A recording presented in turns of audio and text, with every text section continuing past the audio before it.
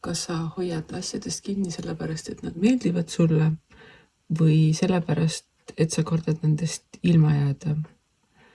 Ta on suur vahe hoida kinni asjadest selle mõttega, et kui ma seda praegu endale ei hoia, siis ma jään sellest ilma. Versus see, et kui ma hoian neid kinni, sest et mulle nad meeldivad, ma tahan nendega olla, need teevad mu tuju heaks. Ja see vahe mängib olulist rolli siis, kui sa loodad või soovid või tahad, et midagi uut ja paremat või ka seda olemasolevat tuleks rohkem sinu juurde.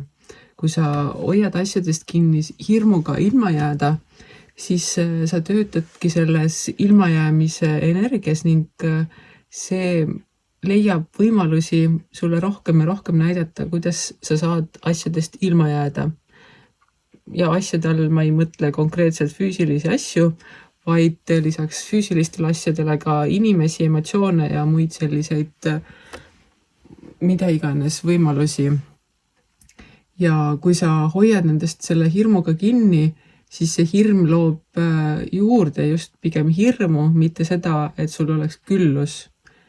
Ja teisest küljest, kui sa hoiad raha nii-öelda ringlemast väljas, siis see on samamoodi selline hetk, kus raha tahab voolata, raha on voolav energia ning kui sa ei lase tal voolata, siis ta ei saa seda voolamisringi ka suurendada, ka sinu poole voolata, sest et sina oled hirmul, et kõik läheb sinu käest ära ja sul ei ole mitte midagi.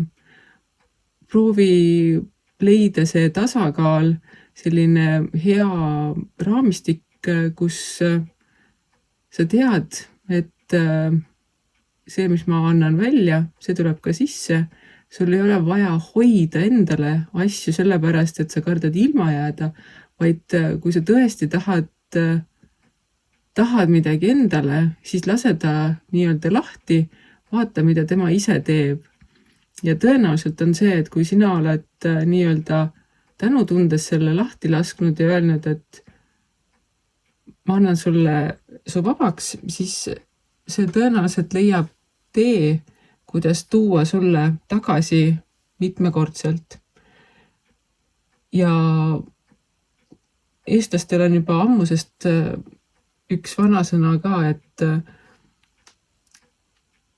ihnus ei ole kokkuhoid.